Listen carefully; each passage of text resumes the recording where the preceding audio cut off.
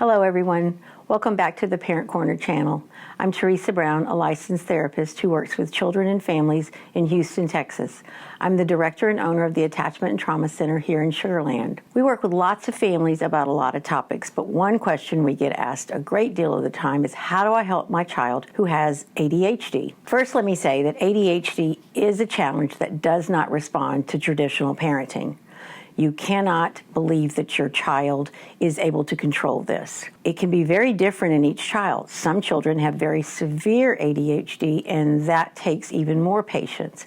But life can improve. First, we want to recognize that someone who has ADHD actually has a brain that functions in a different way. It doesn't mean that they're not smart, it just means their brain functions in a different way. So we need to truly understand they cannot control their ability to be able to stop the ADHD. So we want to work with them in a way that's going to help their brain and help their body to be able to have some memory of ways they can stop and think about things when they are having impulse control. One of the ways we want to help our child is to understand that when they have a thought to do something, that does not mean they have to do it at that moment. They struggle a lot with impulse control. Their brain lights up and tells them to do this, and they do it. Other children will be able to stop and think with that yellow caution light in their brain that says, stop, think about this. Is this a good idea?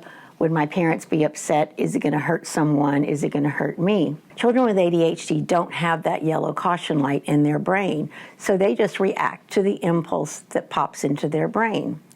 What we can do for them is help them to have some strategies and practice with them to be able to work on this. Many people use medication alone as the answer to ADHD. We find that the child also needs help with support, learning strategies for their behaviors to implement as they grow older. Sometimes you go through periods of life where the child is changing in size in puberty, and it's hard, if you have used medication for their ADHD, to find the right dose. So helping them to have behavior strategies in place can help with that. It's going to take many, many repetitions. I'd like for you to think of this as not a sprint, but a marathon. We want to train their brain and their muscle memory by when they do something and it's not the right choice, that we work with them and go back and do what we call redos.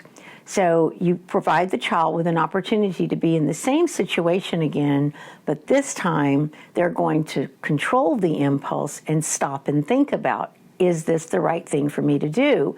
And then have them make the best choice. I know it sounds like a lot of work, but you have to do this to be able to help their brain operate in the same way as other kids who have that yellow caution light in their brain come on. Eventually, after repetitions and lots of patience by their parents, children can improve and do better. Having visual reminders can be an important part of what you want your child to remember the expectations are with behaviors. If you think of your own brain being speeded up by about 1,000, that's what your child's brain feels like almost all the time.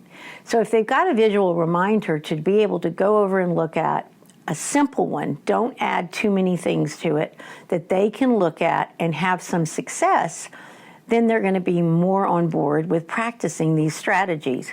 Make sure it's got simple, clear language that they can understand. Have them work on it with you so that they feel like it's their plan too. This is not just mom and dad's rules telling them what to do. We really want them to have success with this visual plan and working with them with the behavior strategies. Think about it. If a child is in a classroom and they have ADHD that is moderate to severe, they hear lots of no's and lots of negative comments all day long, just because the kids around them are responding to their behaviors, the adults in their life are responding to their behaviors. So we want to give them some success at home so they can feel like they're going to be able to achieve what we're asking them to do. Knowing this is going to take time is the number one thing as a parent I want you to remember. Also, remember to always stay calm because you have to be the thermometer for your child. You are the regulator. You are the one who helps them to be able to keep their nervous system in a calmer state. Changes are hard, so we have to remember that to get their brain prepared for this, we want to go over and talk to them at eye level about what we're expecting them to do. Then have them repeat it back to us so we know they really did understand it. Work on watching for signs that maybe they're overwhelmed in a situation. Is there too much stimulation?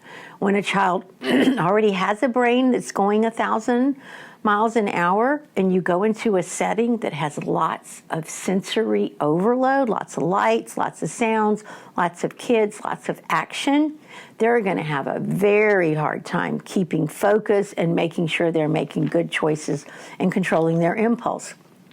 You may even want to discuss with them about what's going to happen somewhere when you're going to go try a new place. So you can make a decision together about whether or not today is a good day for them to try that kind of situation.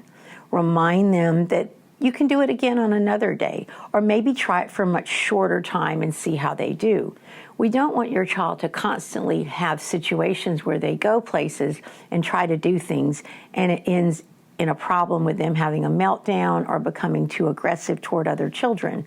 So we want to constantly be the person who's deciding whether or not this is going to be our child's best opportunity based on what we know about our own child. You're the expert on your own child. You are the one who can help them to see that they can do better. But remember, their brain really does work in a different way. They are not choosing to have these difficulties. Thank you for joining us, and I hope you got some information about ADHD that's helpful for you. Please check out our other videos and like and subscribe our YouTube channel so you can learn about the videos as soon as we post them. Have a good day.